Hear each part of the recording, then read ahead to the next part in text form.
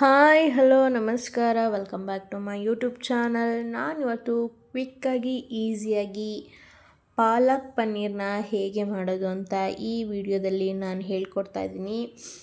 ನೀವಿನ್ನೂ ನನ್ನ ಚಾನಲನ್ನು ಸಬ್ಸ್ಕ್ರೈಬ್ ಮಾಡ್ಕೊಂಡಿಲ್ಲ ಅಂದರೆ ತಟ್ ಅಂತ ಸಬ್ಸ್ಕ್ರೈಬ್ ಮಾಡ್ಕೊಳ್ಳಿ.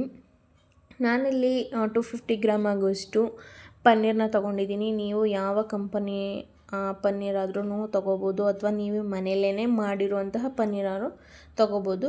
ಈ ಥರ ಕ್ಯೂಬ್ಸ್ ಆಗಿ ನಾನು ಕಟ್ ಮಾಡಿ ಸೈಡಲ್ಲೇ ತಿಟ್ಕೊಂಡಿದ್ದೀನಿ.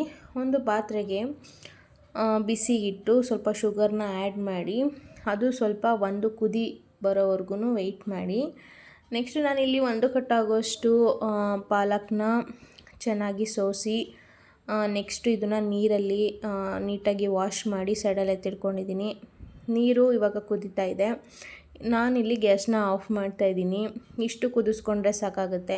ನೆಕ್ಸ್ಟು ನಾವೇನು ಪಾಲಕ್ನ ತೊಳೆದಿಟ್ಕೊಂಡಿದ್ವಲ್ಲ ಅದನ್ನು ಇದಕ್ಕೆ ಸೇರಿಸಿ, ಬಟ್ ಇದನ್ನು ತುಂಬ ಕುದಿಸ್ಬೇಕು ಅಂತಲೇ ಏನಿಲ್ಲ, ಬಿಸಿ ಬಿಸಿ ನೀರಿಗೆ ಹಾಕಿದ್ರೆ ಸಾಕಾಗುತ್ತೆ. ನಾನು ಯಾಕೆ ಶುಗರ್ನ ಆ್ಯಡ್ ಮಾಡಿದೆ ಅಂತ ಹೇಳಿದ್ರೆ, ಪಾಲಕ್ಕು ಅದೇ ಕಲರ್ ಇರಬೇಕು ಅಲ್ವಾ.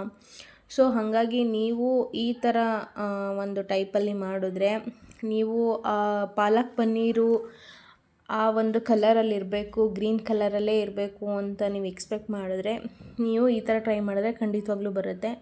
ನಾನಿಲ್ಲಿ ಒಂದು 5 ನಿಮಿಷ ಬಿಸಿನೀರಿನಲ್ಲಿ ನೆನೆ ಹಾಕಿ ತಕ್ಷಣ ಅದನ್ನು ತಣ್ಣೀರಿಗೆ ಟ್ರಾನ್ಸ್ಫರ್ ಮಾಡ್ಕೋತಾ ಇದ್ದೀನಿ. ಇಲ್ಲಿ ಯಾವುದೇ ಥರ ನಾನು ಐಸ್ ವಾಟರು ಅದು ಯಾವುದೂ ನಾನು ಯೂಸ್ ಮಾಡ್ತಾಯಿಲ್ಲ. ತಣ್ಣೀರಿಗೆ ಹಾಕಿದ್ರೂ ಬೇಗನೆ ಆ ಒಂದು ಬಿಸಿ ಏನಿರುತ್ತೆ ಅದು ಹೊರಟೋಗುತ್ತೆ. ಸೊ ನಾನಿಲ್ಲಿ ತಣ್ಣೀರಿಗೆ ಹಾಕಿ ನೀರನ್ನ ಸೋದಿಸಿ ಒಂದು ಪ್ಲೇಟ್ಗೆ ನಾನು ಸೈಡಲ್ಲಿ ಎತ್ತಿಡ್ಕೊತಾ ಇದ್ದೀನಿ. ನೀವು ಈ ಥರನೂ ಕೂಡ ಮಾಡ್ಬೋದು. ಐಸ್ ವಾಟರ್ಗೆ ಹಾಕಬೇಕು, ಅವಾಗ ಮಾತ್ರ ಅದೊಂದು ಕಲರ್ ಬರುತ್ತೆ, ಅದೆಲ್ಲ ಸುಳ್ಳು. ಸೊ ನಾನಿಲ್ಲಿ ಮಿಕ್ಸಿ ಜಾರಿಗೆ ಸ್ವಲ್ಪ ಚಕ್ಕೆ, ಸ್ವಲ್ಪ ಲವಂಗ, 1-2 ಟೊಮ್ಯಾಟೊ, ಒಂದು ಸಣ್ಣದಾಗಿರುವಂತಹ ಟೊಮ್ಯಾಟೊನ ರುಬ್ಬಿ ಸೈಡಲ್ಲೇ ತಿಟ್ಕೊತಾ ಇದ್ದೀನಿ. ನೆಕ್ಸ್ಟು ಒಂದು ಬಾಣಲಿಗೆ ಸ್ವಲ್ಪ ನಾನು ಆಯಿಲ್ನ ಹಾಕೋತಾ ಇದ್ದೀನಿ. ಆಯಿಲ್ ಬಿಸಿಯಾದ ನಂತರ 2 ಈರುಳ್ಳಿನ ಸಣ್ಣದಾಗಿ ಹೆಚ್ಚಿಟ್ಕೊಂಡಿದ್ದೆ ಅದನ್ನು ಕೂಡ ಇದಕ್ಕೆ ನಾನು ಆ್ಯಡ್ ಮಾಡ್ತಾಯಿದ್ದೀನಿ. ನೀವು ಬೇಕಿದ್ರೆ ಇದಕ್ಕೆ ಕರಿಬೇವಿನ ಸೊಪ್ಪನ್ನು ಆ್ಯಡ್ ಮಾಡ್ಕೋಬೋದು. ಆ್ಯಡ್ ಮಾಡ್ಕೊಂಡಿಲ್ಲ ಅಂದ್ರೂ ನಡೆಯುತ್ತೆ. ಸೊ ನಾನಿಲ್ಲಿ ಸ್ವಲ್ಪ ಜೀರಿಗೆನ ಹಾಕ್ತಾಯಿದ್ದೀನಿ. ಸೊ ಫ್ಲೇವರಿಗೋಸ್ಕರ ಟೇಸ್ಟ್ ಚೆನ್ನಾಗಿರುತ್ತೆ. ಸೊ ಈರುಳ್ಳಿ ಎಲ್ಲ ಸ್ವಲ್ಪ ಬ್ರೌನ್ ಕಲರ್ ಆಗೋವರೆಗೂ ಫ್ರೈ ಮಾಡಿಕೊಂಡ್ರೆ ಸಾಕಾಗುತ್ತೆ. ಸೊ ನಾನೇನು ಟೊಮ್ಯಾಟೊ ಕ್ಯೂರಿ ಮಾಡ್ಕೊಂಡಿದ್ನಲ್ಲ ಅದನ್ನು ಕೂಡ ನಾನಿಲ್ಲಿ ಸೇರಿಸ್ಕೊತಾ ಇದ್ದೀನಿ. ಇದು ಸ್ವಲ್ಪ ಎಣ್ಣೆ ಬಿಡೋವರೆಗೂ ಇನ್ನೊಂದು ಮಸಾಲಾನ ರುಬ್ಕೊಬಿಡೋಣ.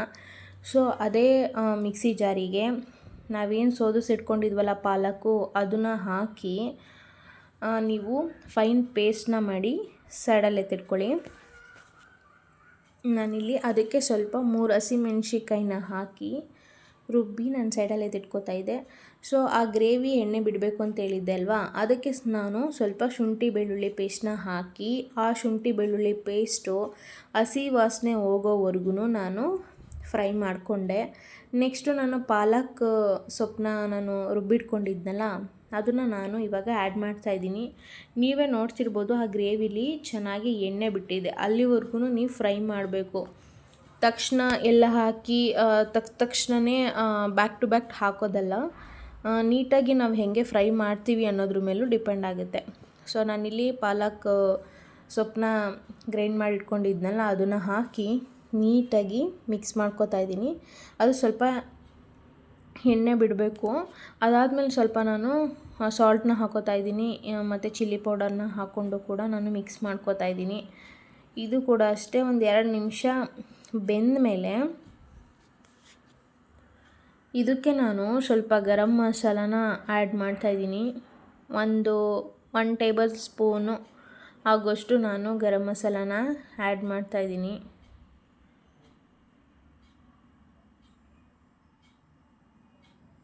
ನೆಕ್ಸ್ಟ್ ಇದಕ್ಕೆ ನಾನು 1 ಟೇಬಲ್ ಸ್ಪೂನ್ ಆಗೋಷ್ಟು ಧನಿಯಾ ಪೌಡರ್ನೂ ಕೂಡ ಆ್ಯಡ್ ಮಾಡ್ಕೋತಾ ಇದ್ದೀನಿ. ಇದೆರಡನ್ನೂ ಹಾಕಿ ನೀಟಾಗಿ ಮಿಕ್ಸ್ ಮಾಡಿ ಚೆನ್ನಾಗಿ ಒಂದು 5 ನಿಮಿಷ ಕುದಿಸ್ಬೇಕು. ಆ ಒಂದು ಗರಂ ಮಸಾಲ ಮತ್ತು ಧನಿಯಾ ಪೌಡರು ಆ ಒಂದು ಗ್ರೇವಿ ಜೊತೆಗೆ ಮಿಕ್ಸ್ ಆಗಬೇಕು.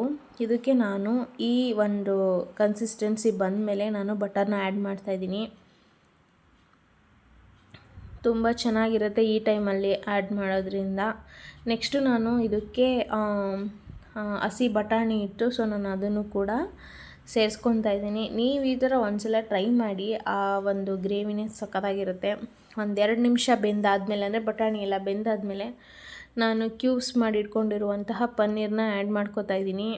ಈ ಪನ್ನೀರನ್ನ ಜಾಸ್ತಿ ಕುದಿಸೋ ಅವಶ್ಯಕತೆ ಇಲ್ಲ. ಪನ್ನೀರ್ ಹಾಕಾದ್ಮೇಲೆ ಒಂದು 5 ನಿಮಿಷ ಲೋ ಫ್ಲೇಮಲ್ಲಿ ಬಿಟ್ಬಿಟ್ರೆ ಅದಾಗೆ ಅದು ಚೆನ್ನಾಗಿ ಬೆಂದ್ಕೊಂಡಿರುತ್ತೆ. ಸೊ ಯಾವ ಥರ ಅಂತ ಹೇಳಿದ್ರೆ, ಈ ಥರ ಬೆಂದ್ಕೊಂಡಿರುತ್ತೆ. ಈ ಥರ ನೀಟಾಗಿ ಎಣ್ಣೆ ಎಲ್ಲ ಬಿಟ್ಟಿರಬೇಕು, ಆವಾಗ ಪರ್ಫೆಕ್ಟ್ ಗ್ರೇವಿ ರೆಡಿಯಾಗಿದೆ ಅಂತ ಅರ್ಥ.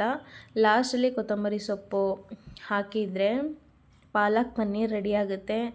ಯಾವುದೇ ಥರ ರೆಸ್ಟೋರೆಂಟ್ಗೆ ಹೋಗೋ ಅವಶ್ಯಕತೆ ಇಲ್ಲ. ಮನೇಲೇ ಮಾಡಿಕೊಂಡು ನಮಗೆ ಯಾವ ಥರ ಬೇಕು ಆ ಥರ ತಿನ್ಬೋದು. ಇದಕ್ಕೆ ನೀವು ಫ್ರೆಶ್ ಕ್ರೀಮ್ನ ಮೇಲ್ಗಡೆ ಹಾಕ್ಕೊಳ್ಬೋದು, ಹಾಕ್ಕೊಂಡಿಲ್ಲ ಅಂದ್ರೂ ನಡೆಯುತ್ತೆ. ನಾನಿಲ್ಲಿ ಚಪಾತಿ ಜೊತೆ ಸರ್ವ್ ಮಾಡ್ಕೊಂಡಿದ್ದೀನಿ. ಟೇಸ್ಟ್ ಅಂತೂ ಅದ್ಭುತವಾಗಿತ್ತು. ನೀವು ಒಂದ್ಸಲ ಮನೇಲಿ ಟ್ರೈ ಮಾಡಿ. ಈ ವಿಡಿಯೋ ಏನಾದರೂ ಇಷ್ಟ ಆಗಿದರೆ ಲೈಕ್ ಮಾಡಿ, ಶೇರ್ ಮಾಡಿ, ನಮ್ಮ ಚಾನಲನ್ನು ಕೂಡ ಸಪೋರ್ಟ್ ಮಾಡಿ ಅಂತ ಕೇಳ್ಕೊತಾ ಇದ್ದೀನಿ. ಈ ವಿಡಿಯೋ ನೋಡಿದ್ದಕ್ಕಾಗಿ ಧನ್ಯವಾದಗಳು. Thank you so much.